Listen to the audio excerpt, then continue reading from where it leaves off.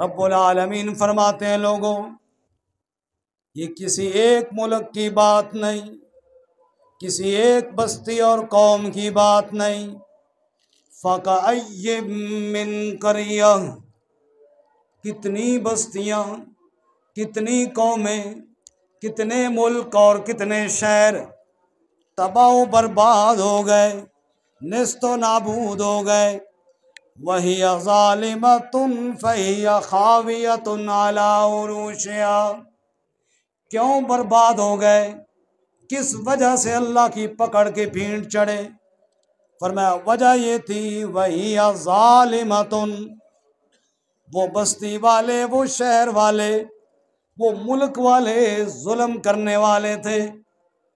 और जिस मुल्क और शहर के लोग जुल्म करना शुरू कर दें, जालिम बन जाएं, जालिम के बाद ज़्यादा देर वो मुल्क चला नहीं करता, जुल्म के बाद ज़्यादा देर वो बस्ती आबाद नहीं हुआ करती।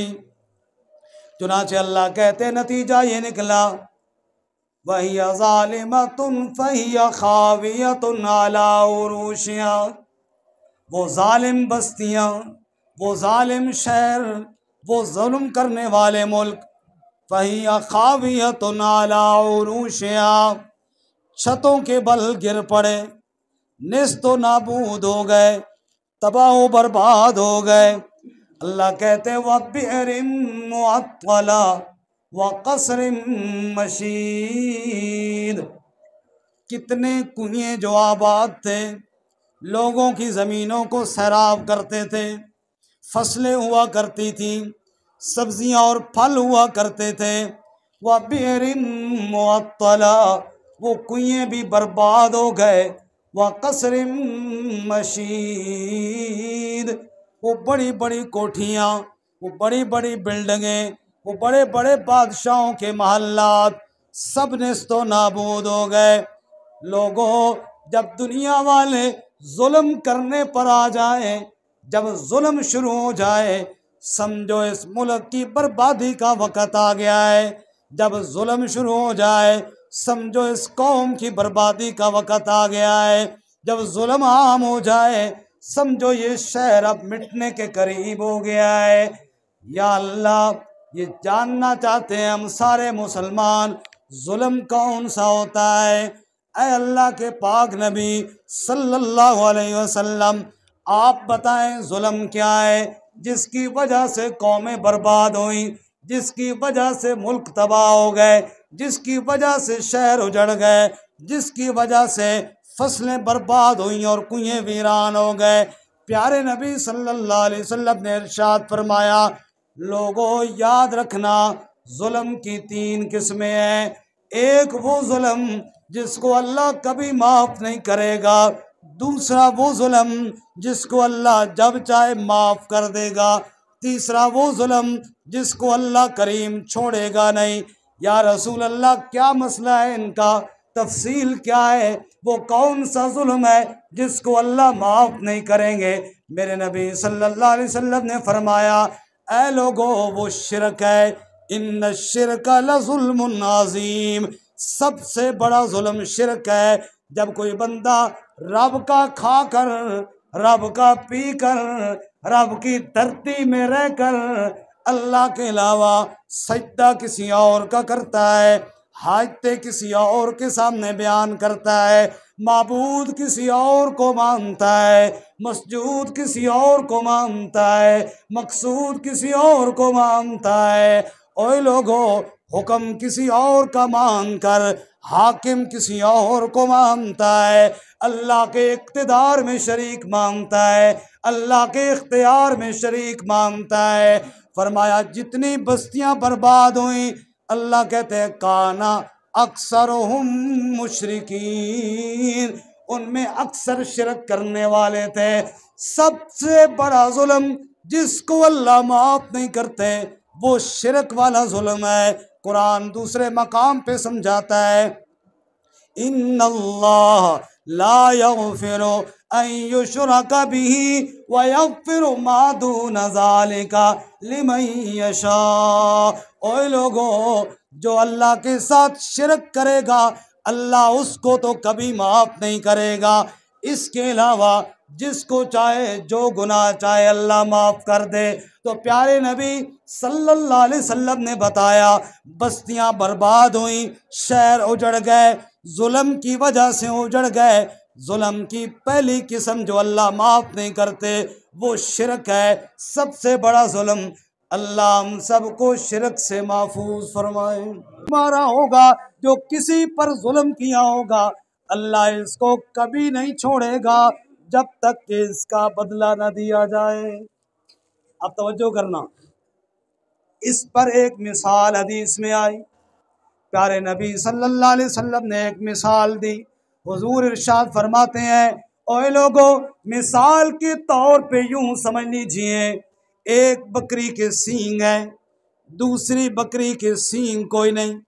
इस सींग वाली बकरी ने उस बेसींग वाली बकरी को दुनिया में मारा और वो मार खाती रही, दिफा नहीं कर सकती थी क्योंकि अल्लाह ने उसको सींग नहीं दिए। अल्लाह क़यामत वाले दिन इस बगैर सींग वाली बकरी को इख्तियार देगा कि तू भी इससे बदला ले ले। अल्लाह के नबी ने मिसाल दे के बात समझाई, अगर किसी के ऊपर जुल्म किया होगा, छोटे से छोटा जुल्म भी, अल्लाह उसको नहीं छोड़ेगा जब तक कि उसका बदला चुका न लिया जाए। और दुनिया वालों, आज सींग की मिसाल तो याद रहती है, ये क्यों नहीं याद रहता? मेरे पास इख्तियार है, वो बंदा मजबूर है, मैं जुल्म करूँगा, कल मैंने भी अल्लाह के सामने पेश होना है। मेरे पास कलम की ताकत है, मैं कानून और कलम जानता हूँ, मैं उसको ऐसी सज़ा दे देता हूँ जिसका वो हकदार नहीं है, कल मैंने अल्लाह के सामने भी पेश होना है। तू आज किसी के ऊपर जुल्म करेगा, चाहे ज़बान के साथ तोहमत लगाएगा, आज तो तोहमतें भी लगाई जा रही हैं, वो गुनाह जो किसी ने सोचे भी नहीं उस पर इल्ज़ाम थोपे जा रहे हैं, हाथ के साथ जुल्म किया जा रहा है। और लोगों, ज़मीनों पे कब्जे किए जा रहे हैं, पड़ोसियों को तंग किया जा रहा है, हर बंदा जालिम बना हुआ है। अल्लाह के नबी सल्लल्लाहु अलैहि वसल्लम ने फरमाया, लोगों याद रखना, शिरक अल्लाह माफ़ नहीं करेगा, बाकी गुनाह जिसके लिए चाहेगा माफ़ कर देगा, और हुकूकुल इबाद को अल्लाह छोड़ेगा नहीं। अगर किसी का हक ज़ाया किया होगा, ज़रूर ये केस अल्लाह की अदालत में पेश किया जाएगा, या तो उसका बदला दिया जाएगा या सज़ा दी जाएगी। और आखिरी बात अर्ज़ करूँ, बदला कैसे दिया जाएगा? दुनिया में तो केस होता है, मैं मुकदमा हार जाता हूँ, जज साहब कहते हैं चलो भाई तूने इसका इतना हक देना है, पैसे दो, इसको 10 लाख दो, 20 लाख दो, मैं फिर पैसे देता हूँ, बरी हो जाता हूँ। वहाँ कैसे ही बदला दिया जाएगा या रसूल अल्लाह? अल्लाह के पाक नबी सल्लल्लाहु अलैहि वसल्लम ने एक और मकाम पे फरमाया, समझाई बात, फरमाया मेरे सहाबा, जानते हो मुफलिस कौन है, गरीब कौन है? कहा या रसूलल्लाह, गरीब वो है जिसके पास रोटी ना हो, शाम का है सुबह का नहीं, भूखा प्यासा। तो मैं नहीं, गरीब वो है, मुफलिस वो है मेरी उम्मत का, क़यामत के दिन बारगाह इलाही में पेश होगा, बड़ी नमाजें लेकर आएगा, हज भी किया होगा, उम्रा भी किया होगा, जिक्र अज़कार भी खूब तस्बीह रोलता था और बहुत ज़्यादा नेक काम करके लाएगा, लेकिन इसके साथ साथ किसी की ज़मीन दबाई होगी, किसी को गाली दी होगी, किसी को थप्पड़ मारा होगा, किसी पर तोहमत लगाई होगी, किसी की गीबत की होगी, किसी पर जुल्म किया होगा, और अपनी कुर्सी की नशे में किसी मजलूम पे लित्तर बरसाए होंगे, थप्पड़ बरसाए होंगे, वो सारे केस पेश हो जाएंगे, आज बारगाह इलाही में पेश हो जाएंगे। या अल्लाह, ये वो है जिसने मेरे प्लाट पे कब्जा किया था। रब कहेंगे इसने जितनी नमाजें पढ़ी हैं तू ले ले। दूसरा है, या अल्लाह, इसने मुझे थप्पड़ मारा था, अच्छा इसके रोजे तू ले ले। या अल्लाह, इसने मुझे गालियां बकी थी, तोहमतें लगाई थी, ये जो हज करने गया था ना, इसका हज सारा तू ले ले। अल्लाह के पाक नबी सल्लल्लाहु अलैहि वसल्लम फरमाते हैं, नमाजें वो ले गया, रोजे वो ले गया, हज वो ले गया, ज़कातें वो ले गया और गुनाह सारे इसके रह गए, नेकियां तो लोग ले गए। अभी और भी लोग बाकी हैं, या अल्लाह मेरा भी इसने हक देना है। नमाजें तो हैं कोई नहीं, नमाजें तो ख़त्म हो गई। अल्लाह ताला फरमाएंगे अच्छा तेरा भी इसने हक देना है, चलो जो तेरे गुनाह है ना वो इस पे डाल देते हैं। हकदारों के गुनाह इस पे डाल दिए, गुनाह उसने किया इस पर डाल दिया, झूठ उसने बोला सजा इस पे डाल दी। फिर भी अगर हकदार रहते हैं, जो जो आएंगे सब के गुनाह उस पे डाले जाएंगे और घसीट कर दोज़ख में डाल दिया जाएगा। ये है वो आदमी जो मुफलिस और गरीब है। मेरे भाइयों, बात मैंने यहाँ से शुरू की थी। बस्तियाँ बर्बाद हो जाती हैं, शहर उजड़ जाते हैं, मुल्क वीरान हो जाते हैं। कुरान कहता है जब जुल्म होता है, बोलो क्या होता है, सारे बोलो, सारे बोलो, सारे बोलो। जब जुल्म होता है कुरान कहता है शहर उजड़ जाते हैं, रब कहते हैं मुल्क बर्बाद हो जाते हैं, कौमें बर्बाद हो जाती हैं जब जुल्म होता है। या अल्लाह कौन सा जुल्म?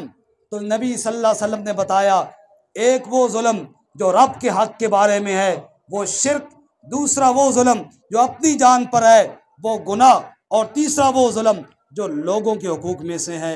अल्लाह ताला हमें इन जुल्म की तीनों किस्मों से बचाए और हमें भी और हमारे मुल्क को भी अल्लाह सलामती अता फरमाए। व आखिर दावाना अनिल हम्दुलिल्लाहि रब्बिल आलमीन।